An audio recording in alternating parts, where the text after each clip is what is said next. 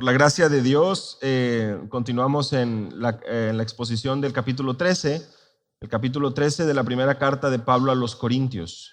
Y como ustedes recordarán, estamos ya prácticamente en la parte final y estamos llegando pues realmente ya a lo último, a la parte donde el apóstol Pablo comienza para lo que algunos comentaristas se refiere a un estacato, a un matiz, a una repetición continua, uno tras otro, como adjetivos o colores que van de uno a otro en un modo pues un tanto directo, concreto, al punto, y eso es lo que encontramos en el verso 7, donde leemos en el verso 7 que el amor todo lo sufre, todo lo cree, todo lo espera, todo lo soporta.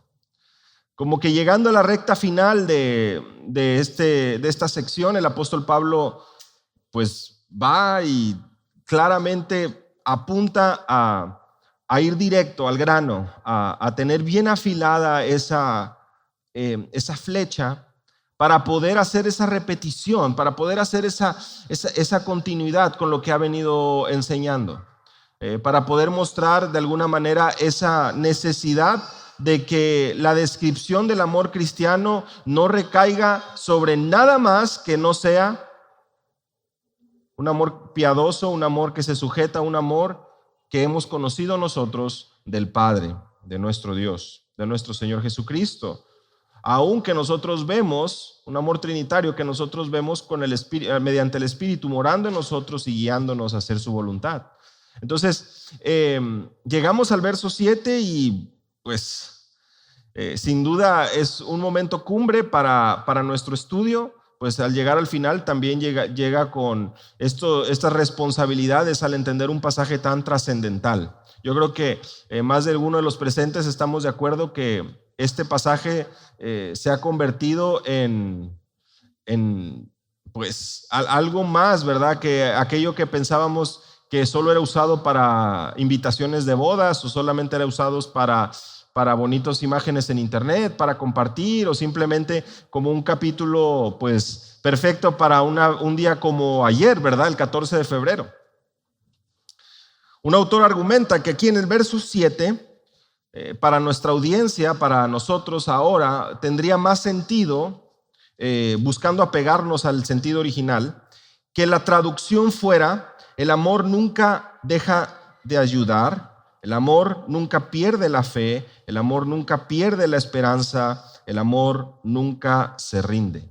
En otras palabras, cambiar un poco al sentido negativo cada una de los colores y descripciones que vemos aquí en el verso 7. Una descripción que vemos aquí, tanto de inicio a fin en el verso 7, que nos conduce a poder meditar que este amor realmente es una cosa seria.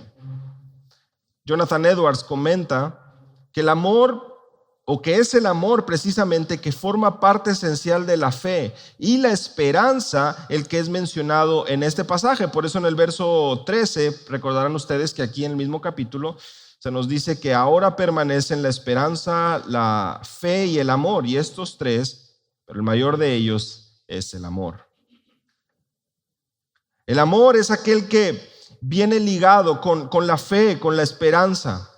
Van de la mano, no podemos separarlos. Y esto es importante porque nosotros en el español leemos todo lo sufre, y como el pastor David estuvo enseñando en domingos anteriores, pues no significa de un amor o de una práctica que es muy ignorante o que es muy inocente, entre comillas, ¿no? En el sentido de que se deja de que le hagan cualquier cosa o todo lo cree, que le cree a cualquier persona, ¿no? Es otra vez ese amor que nos sitúa a darnos cuenta que nunca claudica esa esperanza, que nunca claudica ese entendimiento de la justicia, de la bondad, de buscar comportarse decorosamente, de no buscar lo propio, sino que este amor está dispuesto a saber que sufrirá, pero que lo hace porque tiene claramente definido su objetivo y dónde está puesta su estándar. Todo lo cree, pues no en el sentido de que se goce de la injusticia, porque lo sabemos, el amor no se goza de la injusticia, mas se goza de la verdad. Cree aquello que está relacionado con el amor, con la verdad, cree aquello que está genuinamente arraigado con lo que es correcto, lo que es justo, lo que es honorable, lo que tiene realmente un buen nombre, como lo leemos también en Filipenses. Es en aquello en lo que somos llamados a meditar. Y el hecho de que este amor todo lo sufre o todo lo cubre, todo lo cree y todo lo espera, trasciende mucho más allá de lo que a lo mejor a simple vista nosotros podríamos pensar. Y es que, hermanos, cuando leemos el versículo 7 y llegamos ahí a la tercera sección, todo lo espera, tal vez más de alguno en algún momento hemos pensado que este es el versículo perfecto para poder decirle a nuestros hijos cuando están saliendo con algún chico o una chica, ¿verdad? El amor todo lo espera, sé paciente. Espera el día de tu boda, espera cuando ya sean esposos. El amor todo lo espera y a lo mejor ha sido nuestro entendimiento, tal vez es nuestra manera de verlo. Honestamente, una lectura a lo mejor muy superficial en el español, pensaríamos eso. Pues seguramente por eso es que este capítulo nos habla acerca del amor, porque pues nos habla también de cómo debe ser visto en una relación de noviazgo, en una relación de matrimonio. Y bueno, cuando leemos aquí todo lo espera, pues tiene que ver con que puedan, no, qué sé yo, esperar algún regalo, que puedan ser pacientes con el carácter del otro a lo mejor, o que simplemente tenga que ver con el poder guardarse y cuidarse para el matrimonio, ¿verdad? En el sentido de la intimidad. Y les digo, la verdad es que en un sentido parecería que pudiéramos enfocarlo a esa parte, pero la verdad es que trasciende mucho más que eso.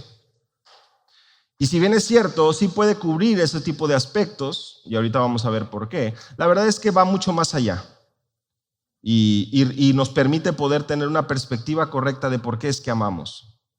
¿Por qué es que amamos?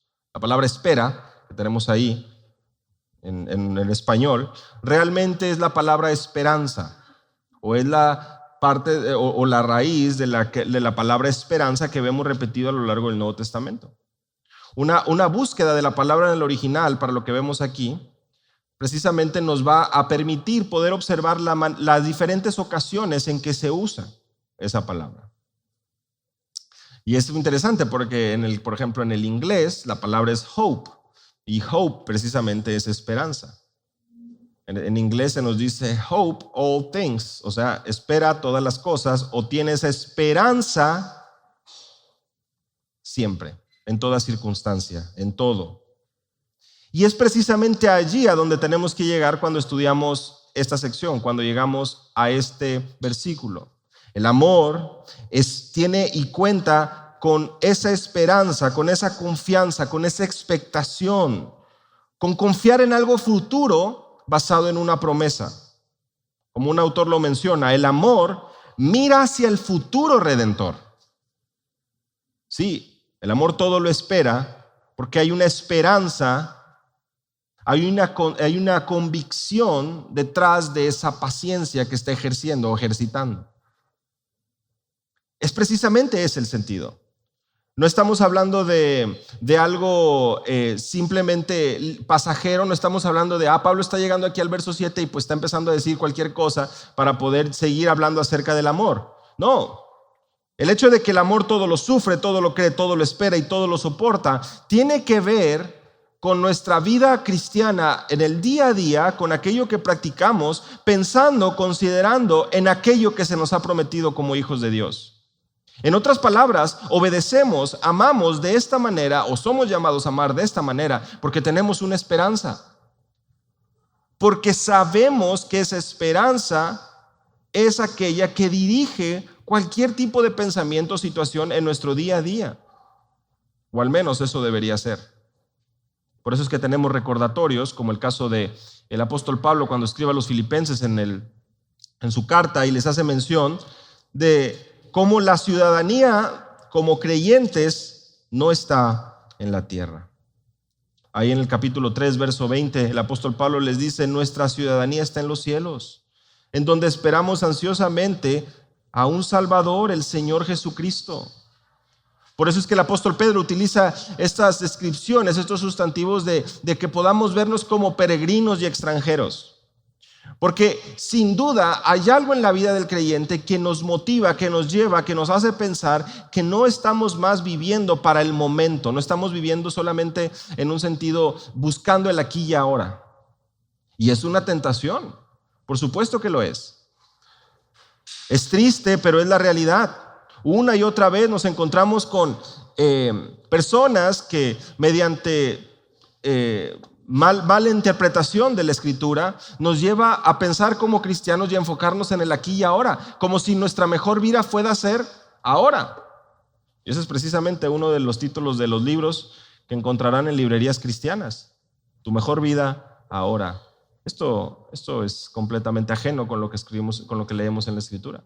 Nuestra mejor vida no va a ser ahora, nuestra mejor vida es con la eternidad, es por la eternidad, es la vida eterna, es el regalo que el Señor nos ha dado.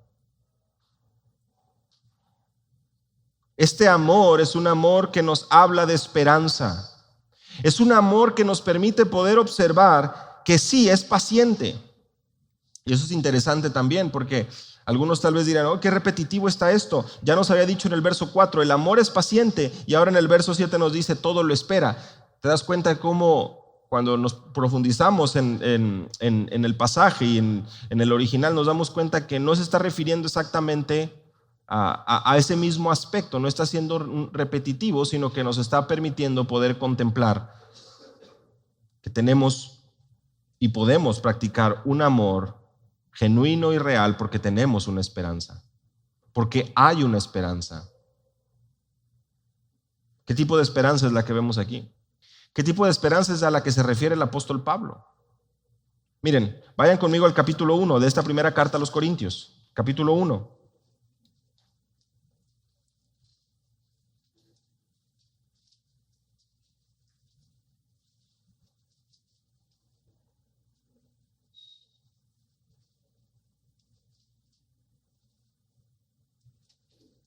Siempre doy gracias a mi Dios por vosotros, por la gracia de Dios que os fue dada en Cristo Jesús, porque en todo fuiste enriquecidos en Él, en toda palabra y en todo conocimiento, así como el testimonio acerca de Cristo fue confirmado en vosotros, de manera que no os falta ningún don, esperando ansiosamente la revelación de nuestro Señor Jesucristo. Verso 8, el cual también os confirmará hasta el fin, para que seáis irreprensibles en el día de nuestro Señor Jesucristo. Fiel es Dios, por medio de quien fuisteis llamados a la comunión con su Hijo Jesucristo, Señor nuestro. Si nosotros leyéramos este pasaje, si nosotros leyéramos esta primera sección, esta introducción a la carta, sin ningún contexto con respecto a lo que sucede después, pues definitivamente sería algo muy especial, ¿verdad? Una acción de gracias, una oración pues especial, muy cercana, bíblica, paciente, en el sentido de mostrar ese amor y ese cuidado por la iglesia. Pero creo que muchos de los presentes, al haber estado aquí durante esta serie de exposiciones, y recordaremos que el contexto de la primera carta a los Corintios es una iglesia que está obediente y fiel en todo. No, tiene serios problemas. Y te das cuenta qué es lo que Pablo está diciendo con esta iglesia que se ha emborrachado en la cena del Señor, ha tolerado casos de inmoralidad tremendos, ha estado ejerciendo los dones espirituales para un bien personal de manera egoísta. ¿Sabes qué es lo que está diciendo el apóstol Pablo aquí? Miren otra vez conmigo el verso 7 y 8. No, de manera que nada os falte ningún don, esperando ansiosamente la revelación de nuestro Señor Jesucristo, el cual también os confirmará hasta el fin, para que seáis irreprensibles en el día de nuestro Señor Jesucristo. Me gustaría que pudiéramos estar siguiendo un poco la situación aquí. ¿Cómo es que observamos un amor con esperanza? Y esta sería la pregunta, que va a dirigir nuestro estudio en esta mañana. ¿Cómo podemos observar un amor con esperanza de esta manera? El apóstol Pablo ama a la iglesia en Corinto, escribe esta carta sabiendo que en las siguientes secciones de la carta vienen reprensiones muy duras. Es más, yo creo que situémonos en su contexto. Conociendo ustedes, hermanos, ¿ustedes creen que conociendo hermanos en la iglesia que se llegaran a comportar como los corintios? La descripción de pecados que les mencioné hace un momento, y si quieren refrescar su memoria, solamente es cuestión de que pasen algunas páginas entre el capítulo 1 y el capítulo 13. ¿Ustedes creen que seríamos capaces en lo individual de ir con nuestro hermano, escribirle a nuestros hermanos que han no solo practicado, sino tolerado este tipo de pecados, y que podamos tocarles el hombro, tomar su mano, tomar su brazo y decirles: hermanos, yo sé que el Señor Jesucristo nos va a confirmar hasta el fin, les va a confirmar para que sean irreprensibles en el día de nuestro Señor Jesucristo? ¿Ustedes creen que nosotros de manera natural nos comportaríamos de esa manera, sabiendo todo lo que han hecho en la iglesia y todo lo que han tolerado? De hecho, como situación muy interesante, ¿no? Casos de inmoralidad, casos de demandas ante tribunales civiles, egoísmo en la práctica de los dones. Bueno, el apóstol Pablo lo menciona ahí en la parte 17, ¿no? Cómo ha habido casos de disciplina. Algunos duermen a causa de haber tomado parte de la Santa Cena, de la Cena del Señor, indignamente. En otras palabras, algunos han muerto. ¿Ustedes creen que era el momento o la manera dentro del razonamiento humano para llegar con la iglesia y las primeras líneas sea: hermanos en Corinto, hay esperanza, porque yo sé que el Señor los va a mantener irreprensibles hasta el fin? ¿Por qué el apóstol Pablo no les escribió y les dijo: sálganse de esa iglesia ya? Miren todo lo que está pasando. No, esta es división. El camino para que iniciemos algo nuevo, porque esto ya se pudrió, ya se hizo añicos toda la obra del Señor. No hace eso, ¿verdad? Y una iglesia muy emproblemada en el sentido de haber tolerado pecados y haber visto y practicado pecados, situaciones muy graves. ¿Cuál es la esperanza o cómo es el amor? Con esa esperanza que manifiesta el apóstol Pablo, les escribe a los hermanos en Corinto y les dice, versículo 9, miren conmigo el versículo 9 del capítulo 1: fiel es Dios, por medio de quien fuisteis llamados a la comunión con su Hijo Jesucristo, Señor nuestro. ¿Dónde observamos un amor con esperanza? Recuerdan, esa es la pregunta que estamos contestando en esta mañana. ¿Dónde observamos? Bueno, lo observamos desde el inicio de la carta del apóstol Pablo a los Corintios, porque él está manifestando, practicando, poniendo, precisamente aterrizando lo que significa ese amor que todo lo espera, ese amor que está genuinamente con la fija mirada puesta en el Señor. Porque el verso 9, ¿qué dice? Fiel es Dios. Fiel es Dios, por medio de quien fuisteis llamados a la comunión con su Hijo Jesucristo.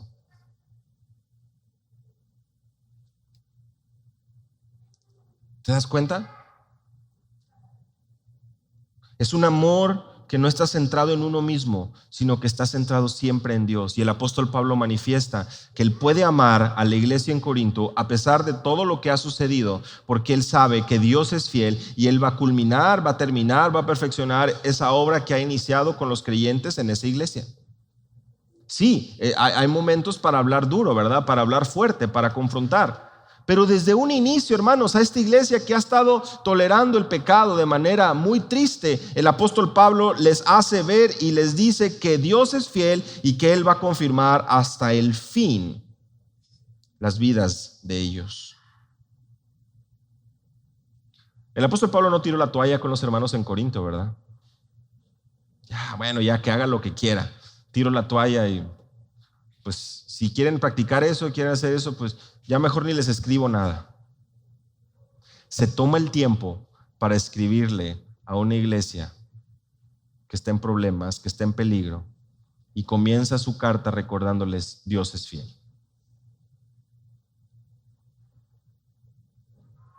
En ocasiones nosotros perdemos la paciencia, decimos, ¿verdad? Entre comillas. Nos sentimos desanimados, desalentados cuando no vemos ese crecimiento espiritual en otros, cuando no vemos esa disciplina en otros. Mi hermano, es para ti precisamente lo que estamos estudiando hoy. El amor todo lo espera.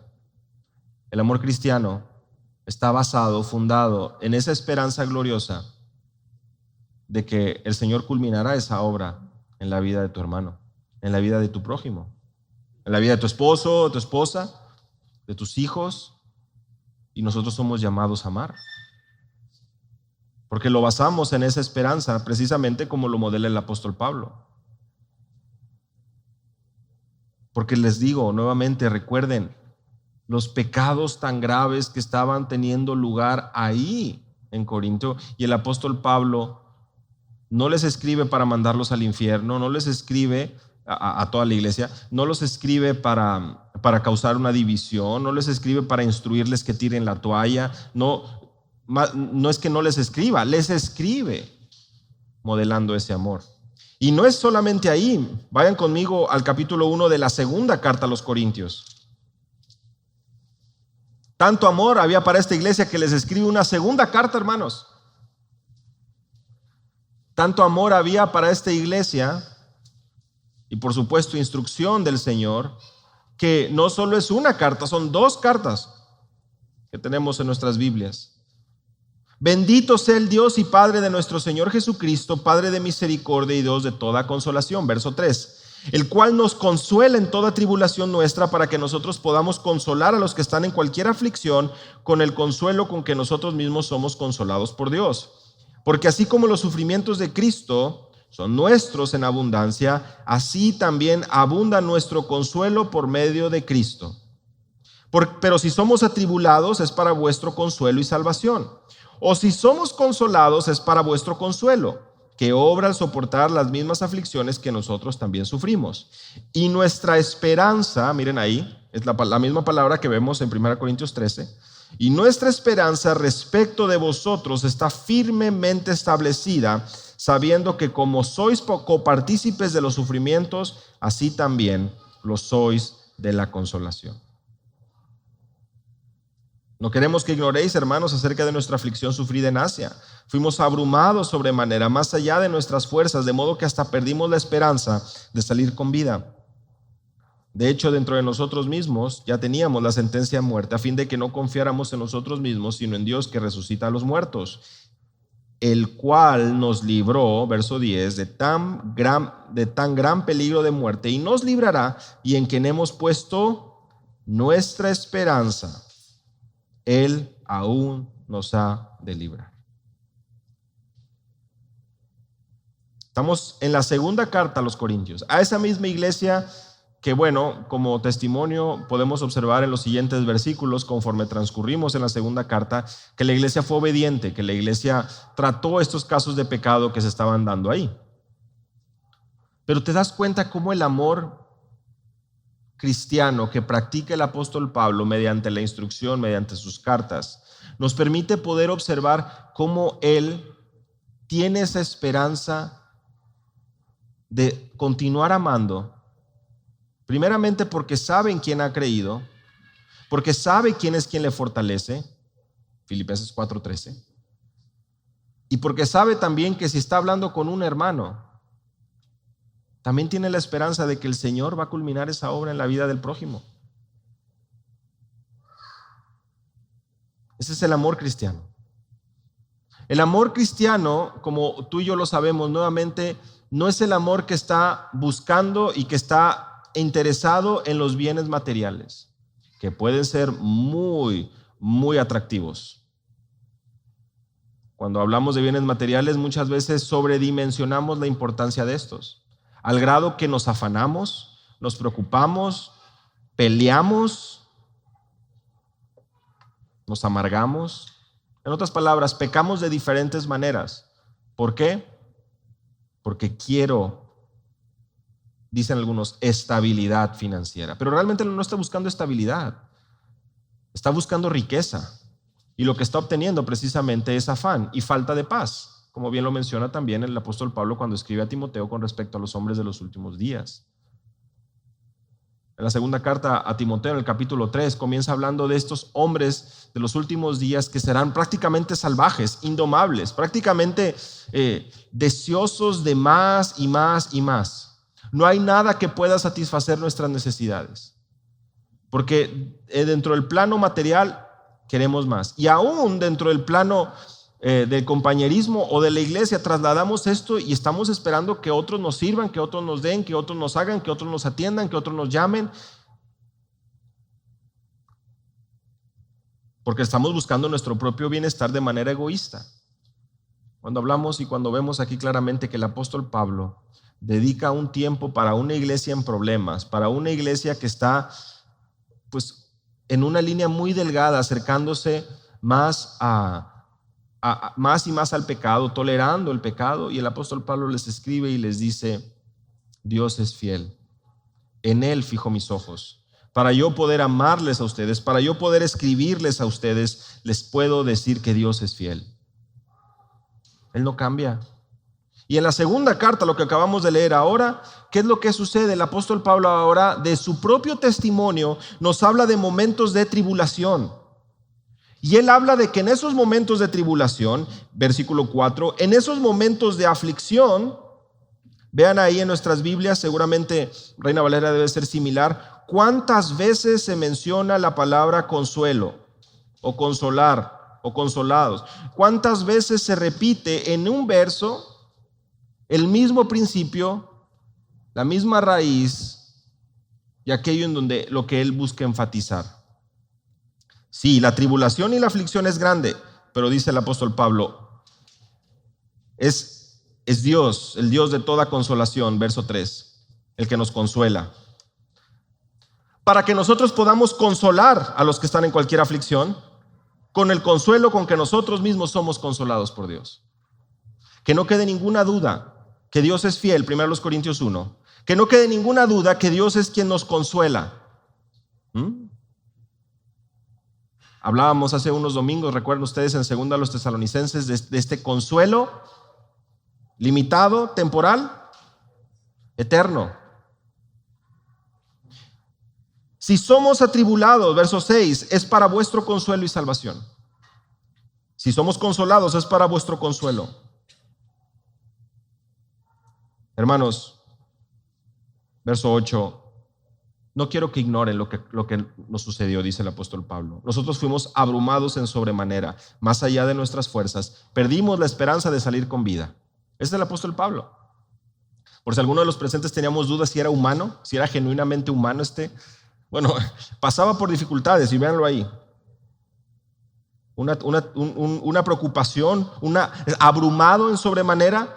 ¿Cuántos podríamos identificarnos con una situación así? Nos sentimos abrumados. Bueno, el apóstol Pablo dice, pero esto era para que no confiáramos en nosotros mismos, sino en Dios que resucita a los muertos. Esto es para que no busques la salida mediante métodos humanos. Esta no es para que te desesperes y actúes conforme a tu entendimiento y a tu sabiduría. Esto no es para que tú busques encontrar soluciones apartado del Señor. Más bien es para que te puedas ver cuán débil eres, para que puedas darte cuenta cuán inestables somos y cómo vamos en camino al fracaso si confiamos en nosotros mismos y no en Dios, quien resucita a los muertos, quien dice el verso 10, nos libró del peligro de muerte, nos librará y en Él hemos puesto nuestra esperanza. No puedo amar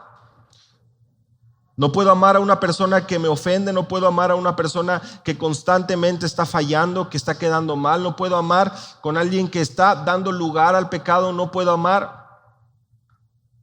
Piensa en el carácter de Dios. Él es fiel. Estoy abrumado en sobremanera, no tengo las fuerzas para poder seguir. Tiene un propósito esa prueba en tu vida y en la mía, darnos cuenta cuán débiles y frágiles somos y que podamos reconocer que nuestra fortaleza viene del Señor. Mi hermano, en la vida práctica, en cada etapa, en cada situación, debemos de poder voltear a ver a nuestro Redentor y saber que Él es quien nos concede esa fuerza. Si Él ha comenzado esa obra en nosotros, Él no se ha rendido. Y por lo tanto, nosotros como iglesia tampoco debemos de rendirnos, sino que debemos de estar continuamente recordando, amando, sirviendo, así como hemos sido llamados. La centralidad de nuestra esperanza, el fundamento de nuestra esperanza no es nuestra capacidad, no es nuestra habilidad, no es nuestro razonamiento. Las filosofías de este mundo, las ideas de este mundo van a venir a desviar la atención de lo importante. No van a venir a hablarnos, de humillarnos ante un Dios fiel. La sabiduría de este mundo y lo que los expertos en el comportamiento humano de este mundo secular no van a venir para que nosotros menguemos, para que Cristo crezca. No van a venir a ayudarnos y guiarnos a la palabra. No. ¿Cómo un muerto espiritual va a venir a ayudarnos a enfocar nuestras vidas? De ninguna manera podemos permitir algo así. Más bien podemos observar que el amor cristiano de 1 Corintios 13 tiene esperanza. Y por esa esperanza, porque precisamente tiene esa esperanza en que Dios es fiel, en toda circunstancia ama. Siempre, en todo. Todo lo soporta, todo lo espera. Otra vez, no radica esto en un automartirio, por así decirlo, en un estar siendo pisoteado por todos y siendo inestables porque no podemos tener un trabajo, no podemos, porque estamos constantemente vagando y desanimados porque pues todo el mundo nos hace y se aprovecha de nosotros. No, ese es el sentido. El sentido es poder vivir precisamente entendiendo que nuestra ciudadanía está en los cielos y que en esta tierra nos vamos a conducir como el Señor nos ha trazado. Pues Él es el Señor de la iglesia, no nosotros. Pues Él es quien manda, Él es quien ha trazado la dirección de nuestras vidas. Él es quien nos ordena, quien nos guía a través de su palabra, y con cuánta paciencia y con cuánto amor. Otra vez, hermanos, pensemos en la iglesia en Corintio que está recibiendo esta carta. Bueno, que recibió 2 cartas. Pero pensemos en esa iglesia en Corinto. Imagínense ustedes, otra vez, sabiendo lo que aconteció en la iglesia, sabiendo el pecado y la situación tan grave, que de repente empiezan a decir, ya escribió Pablo una carta. Y que, híjole, ya se acabó todo. Es el razonamiento secular, el razonamiento humano, el chisme, ¿verdad? Ya no hay. ¿Cuántos a lo mejor en aquel momento no habrán pensado de esa manera? Como humanos. Se perdió toda esperanza, nos va a expulsar a todos, fallamos. No puede ser. Empezar a hacer especulaciones. Y desde el inicio el apóstol Pablo, ¿qué les dice? Fiel es Dios. Él no duda que la obra de la palabra de salvación ha obrado en algunos corazones. Y por lo tanto él dice, lejos de que ustedes piensen que la salida es salir de la iglesia, lejos de que ustedes piensen que la salida para esta situación es hacer esto o hacer el otro, la situación es Dios es fiel. Y cuando llega al capítulo 13 les dice, y deben de amar de esta manera. Deben de amar de esta manera. Capítulo 5 de la carta de Pablo a los Romanos, verso 1. Por tanto, habiendo sido justificados por la fe, Romanos 5:1, tenemos paz para con Dios por medio de nuestro Señor Jesucristo, por medio de quien también hemos obtenido entrada por la fe a esta gracia en la cual estamos firmes. Y nos gloriamos en la esperanza de la gloria de Dios. Y no solo esto, sino que también nos gloriamos en las tribulaciones, sabiendo que la tribulación produce paciencia, y la paciencia carácter probado, y el carácter probado esperanza. Y la esperanza no desilusiona, porque el amor de Dios ha sido derramado en nuestros corazones por medio del Espíritu Santo que nos fue dado. Hablando en esta sección acerca de la justificación, de la paz que tenemos para con Dios por medio de la fe, pero no solo eso, sino que se nos habla que precisamente en las tribulaciones podemos tener confianza, certeza, podemos gloriarnos, porque esta tribulación tiene un propósito: paciencia, carácter probado, y el carácter probado, esperanza, y la esperanza no desilusiona. El amor de Dios ha sido derramado en nuestros corazones por medio del Espíritu Santo que nos fue dado. Practicamos el amor, practicamos un amor que en toda circunstancia puede vivirse de esta manera porque hay esperanza. Porque esta esperanza no desilusiona. Porque el amor de Dios ha sido derramado en nuestros corazones por medio del Espíritu Santo que nos fue dado.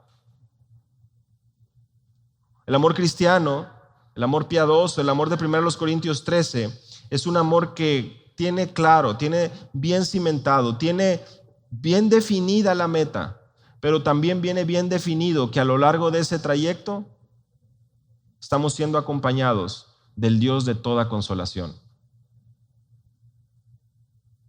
El Dios de consolación eterna.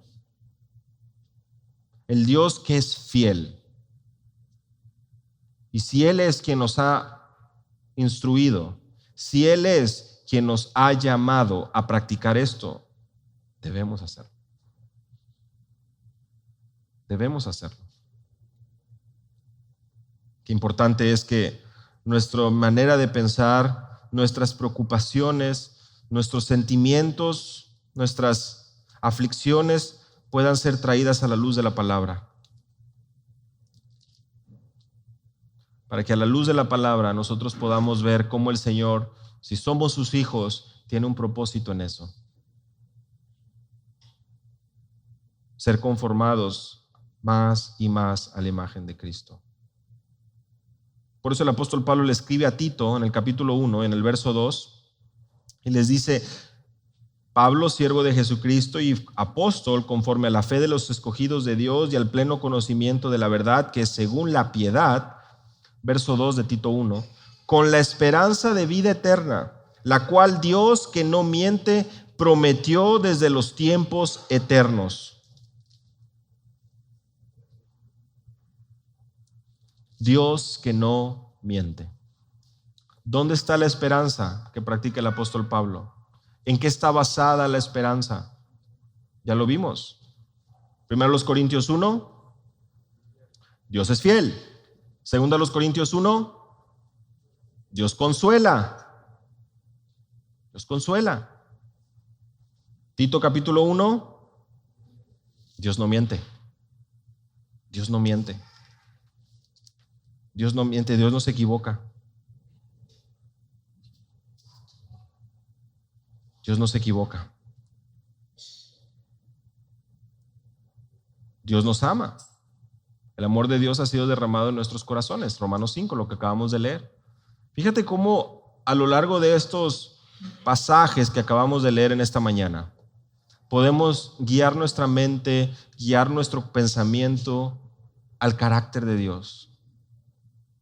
Enfocarnos realmente en que en los momentos de nuestra vida en esta tierra, lejos de enfocarnos en las circunstancias, nos podamos enfocar en Dios.